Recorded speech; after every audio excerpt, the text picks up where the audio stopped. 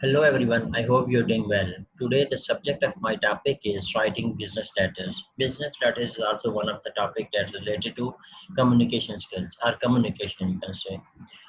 Lesson summary. You probably get them in the mail all the time and they all look pretty similar. They are business letters. This lesson shows us the basic parts of a business letter. You will also learn the different ways of formatting a business letter. So here in this lesson we are going to learn about the basic parts of a business letter or the different ways of formatting a business letter or how to write a business letter, and you will also see some samples of writing business letter or business letters as well. Your boss asks you to write a letter to a disgruntled customer. Your department receives the wrong shipment or is billed the wrong amount of for office supplies. You need to explain your company's procedures to a client. These things can and do happen, and you may be the one responsible for writing the business letter that helps resolve the situation. So these things where you are where you are required to write a business letter, that your boss may ask you to write a business letter, or somewhere shipment is wrong, or the bill shipment, or you can say the billing is wrong for office supplies.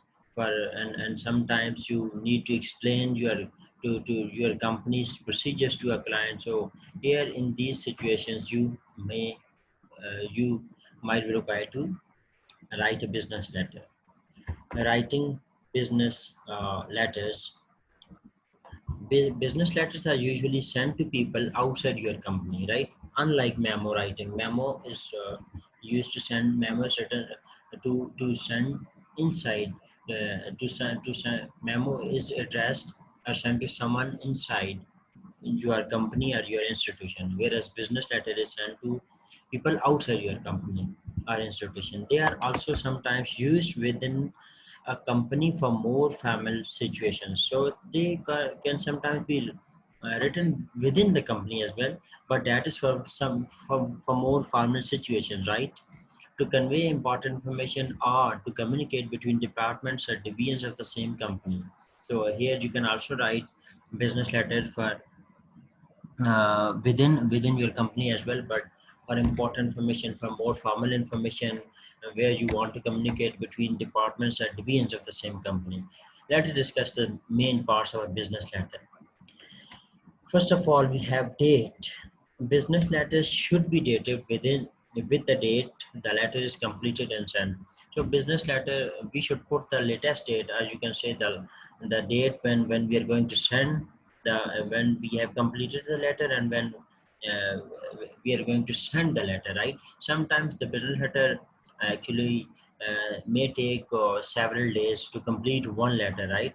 But in that case, you need not mention all the dates on the top or at the start of the letter. Rather, you should write, or you should put the latest date in that case, right? And date should be in this format. For example, October 12, 2001. You should not write OCT, comma, etc. You should not abbreviate the month or the days or the dates, etc. You should write the complete name of the month, then the date, then comma, and the year. Do not abbreviate the month or include the day of the week. Next heading is sender's address. After date, you are required to write the sender's address. Like, well, most companies and many individuals have their own letterhead, and if they have their own letterhead, if the letterhead stationery is available and appropriate for you, use it, right, for business letter. If you do not have letterhead stationery, if your company does not have these things, so, and if you are writing a business letter as an individual to a company and you do not have a personal letterhead, then what will you do? You will need to type your full address before the date. So this is requirement. Uh, if you have a letterhead and all the day, all the address, etc., these details are mentioned on the letterhead, you need not write your address there. But if you do not have letterhead, you should write the full address before the date, right? In the next portion, in the next heading, we have reader's address, the or the receiver's address. The reader's address is also called the inside address. It includes the name of the person and the place you are sending your letter. Write out the full name of the person, his or her title, the company, and the address of the company. Avoid abbreviations. Only Mr., Mrs., Mrs., M, Mrs. You can say MS or DR, doctors. So avoid these things. But rather write these things. These things should be written like, these things should be abbreviated like Mrs. and Mr., etc. But otherwise, do not abbreviate your names, right? And write the full name, then the name, then the name of the place where you're sending your letter. So then the name of the company or the title of the person. All these things should be mentioned there in this portion. And sometimes you can also abbreviate the names of the cities as well, but those abbreviations should be recognized, right, by the postal services of the country. For example, here in the US, we have these abbreviations. Like for different states, we have recognized for abbreviations for different states. For example, for Colorado, we US use the people of the US use CO. For Illinois, here US use IL, and same is the case for Kentucky, they use KT, etc. And same is the case in Pakistan as well. If you we normally use KCH for Karachi, HT for Abbottabad, IST for Islamabad. These are the kind of recognized abbreviations. We can use them if highly necessary. Otherwise, use the full letters, right? Full you can say spellings of the word. In the next heading or the third or fourth heading, I think we have subject line. This is a brief phrase telling the main idea of the letter. This subject line tells the main idea, the main topic, or it tells the reader that what is the letter about. So it is optional. Many business letters do not include this line, but I recommend using this line. I recommend giving this line, right? And give this line. Normal people normally give this line in the capital letters or in italic format, or they bold the subject line because they want to make it prominent, or they want to foreground or thematize it, right? Foreground is a better word. So they want to highlight this because want their readers they want their readers to know what the letter is about. And this is for often the subject line is preceded by RE is an abbreviation for regarding.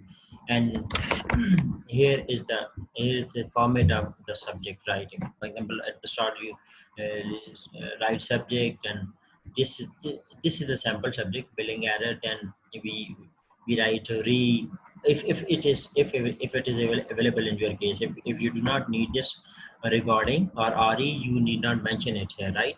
It is not highly necessary. It's not mandatory in each and every case.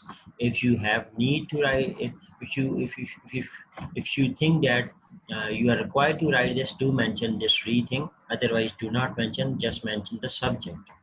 Then in the next setting we have salutation. Salutation is your greeting, right? You salutations normally begin with the word dear, right? And this dear or the salutations are always followed by a colon, not a comma. Sometimes people use comma or other punctuations after the salutation, but you need to use dear, comma after these salutations. If you know the recipient and typically address him or her by first name, then what should you do? You should write the recipient first name. For example, dear Joe, dear Joanne, dear Samir, dear Ali, dear John, dear Pope, etc., etc. But in this case, you normally write dear with the names of the people know, whom you know, whom you are familiar with, right?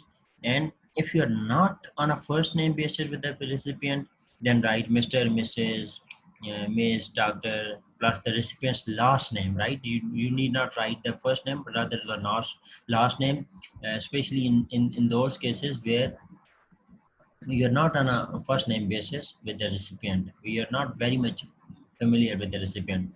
You normally write dear Mr. Jones, and you add Mr. before the name, right? Mrs. here and Miss here, Doctor here, etc. If you're not very much familiar, if you're not on a first name base, if you're not kind of friend with the person. And in the third case, if you know the recipient's name but don't know the recipient's gender, then what do? You write you write the salutation in this way: Mr. Miss plus the recipient's last name, the recipient's full name, or a generic salutation such as to whom it may concern, or sir, madam. You write this way, that is Mr. Or Miss plus the you write the last name of the recipient, or you write the things like this: to whom it may concern, or sir, madam, etc. So here is the example. Here are the examples of the third case. Dear Mr. Third case is this, right? Third case is this one, where you know the recipient's name but do not know the recipient's gender. What do? Do you write like this: Dear Mr. or Miss Herrings, and we are using the second name, and then before the second name we are using Mr. and Mrs., and then we are using dear before that, dear Chris Herrings, etc. Or you can write this way as well: to whom it may concern. And in the next case, if you do not know the reader's name, then what do?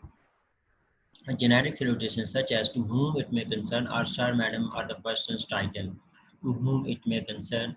So if you do not know the reader's name, you write the things like this: to whom it may concern, sir and madam, column, sir, customer, dear customer service representative, dear marketing analysis, etc. You do things like this.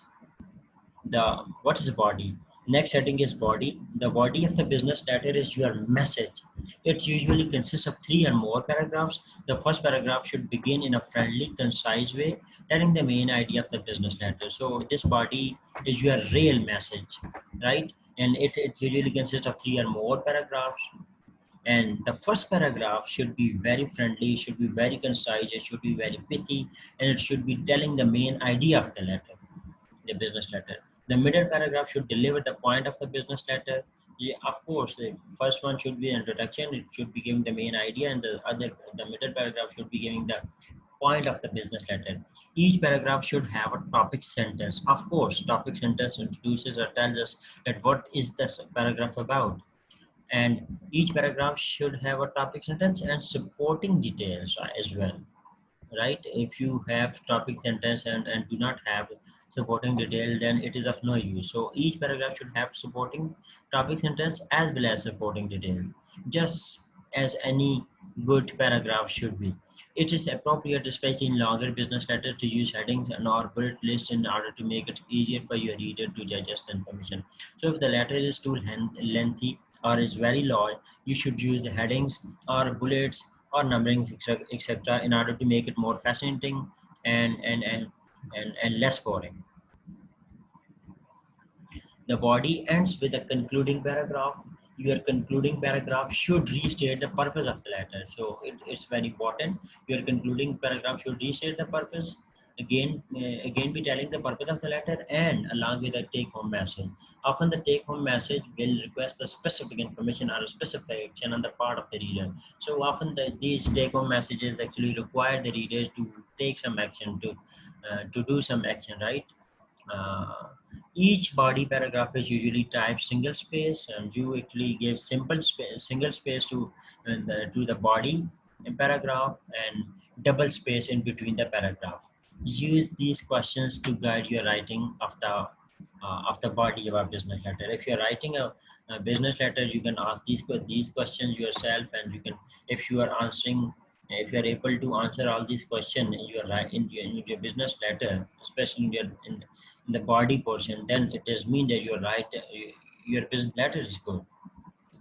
Then in the next heading we have closing. In closing, you end your letter with a polite goodbye. For example, you write sincerely, comma, sincerely, yours, respectfully, cordially, best regards, yours truly, regards, thank you, etc. You normally use the first word is capitalized, and then you put comma after the first word. Then in the next heading, we have signature. Sometimes you are required to sign your letter, right?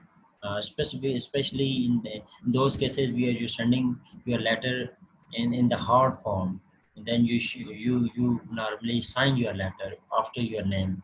For example, type your full name beneath your type name. Type your full title, and first you type your full name, then you type your full title. If you plan to if you if you plan to send this letter by hand, in hard form, sign it after your name and title, right?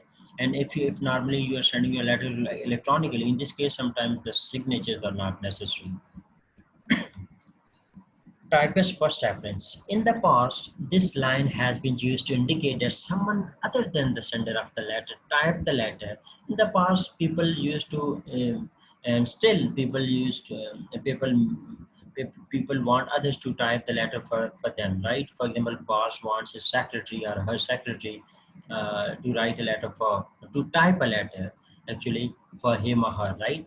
So in that case, what will happen? You give this reference or these names at the end. For example, if you are the writer of the essay, author of the essay, and someone else typed it for you. If, for example, Donna Richardson is the writer, and her secretary name is Maria Sanchez, and this is secretary who typed the letter for Donna Richardson. Then you will write this reference like this: DR, capital letters for the real author of the for the real author of the essay, and MS in the small letters.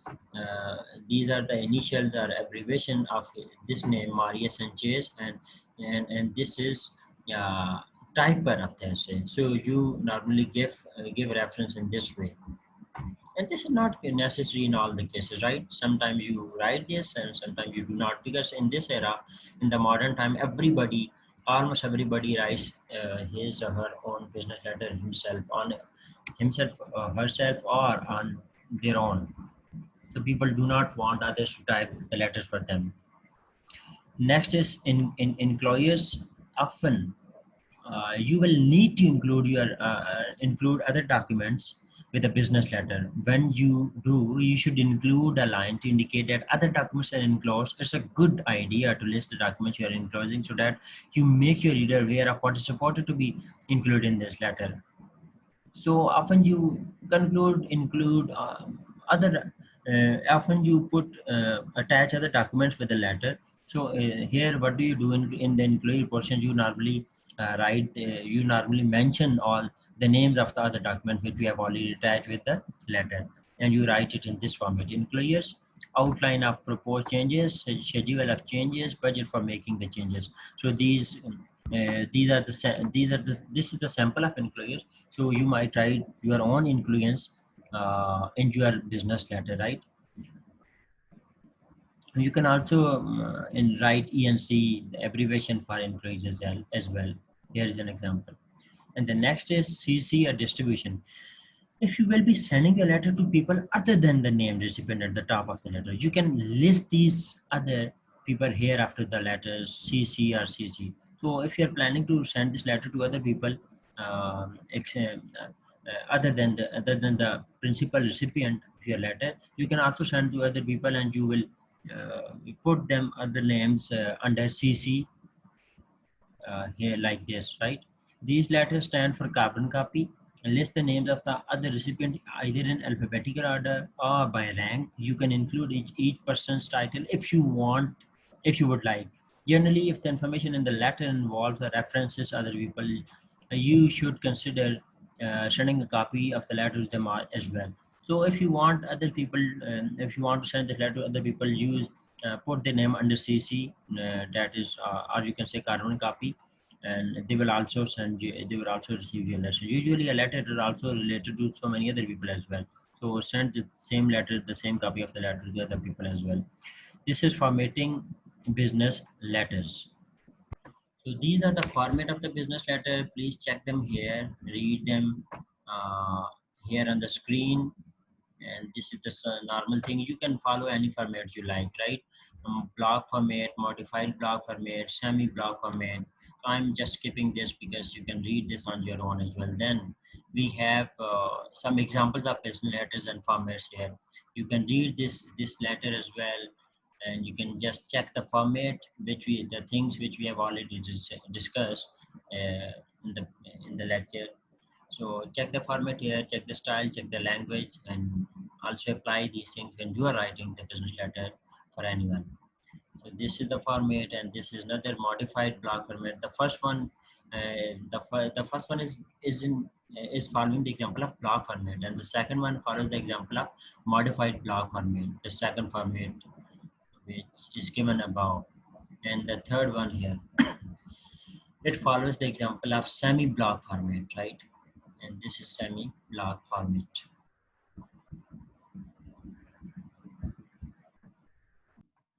Here are some more examples of business letters. Please do check the examples there and check the language and apply them. Apply the language in your own business letters when you are going to write a business letter. This is the complete letter here, right? And is ended with a signature as well. Here is another business letter, right? And these letters follow the same pattern which we have already discussed. This is another letter, and once again we have another letter here,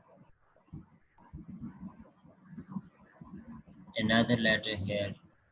Please check them, and you will learn the art of writing a business letter, right, by checking the formats here. Thank you very much for watching. If you have any question, please do ask.